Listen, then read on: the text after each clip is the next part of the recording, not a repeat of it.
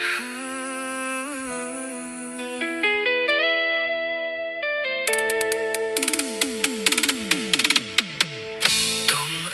ើហើយព្រោះស្នេហ៍បុព្វេស្នេហ៍ខុសគេប្រោប្រែក្បត់ខ្ញុំកើតមកជាតិនេះជួបតែក្តីទុក្ខក្រៀមក្រំជីវិតប្រេះស្រាំរំដុំចិត្តគ្មានពេលរហែក្បត់ហើយមិនដេកឡើយវិញឈឺទៀត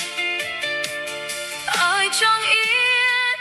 ទ្រង់ព្រោះក្តីស្នេហ៍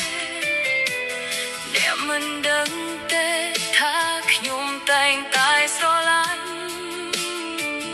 តែស្នេហ៍នេះគ្រាន់តែជាការប្រកួតនៃចិត្តជីវិតមិនសូវស្រាលធ្វើអ្វីក៏មិនសោះ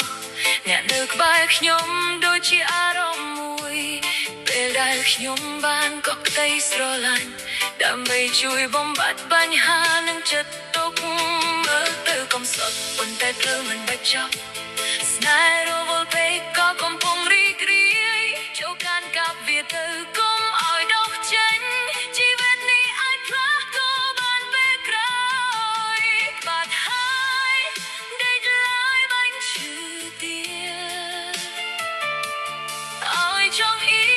នទ្រង់ព្រោះក្តីស្នេហ៍អ្នកមិនដឹងទេ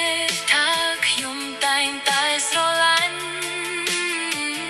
តែស្នេហ៍នេះគ្រាន់តែជាការប្រ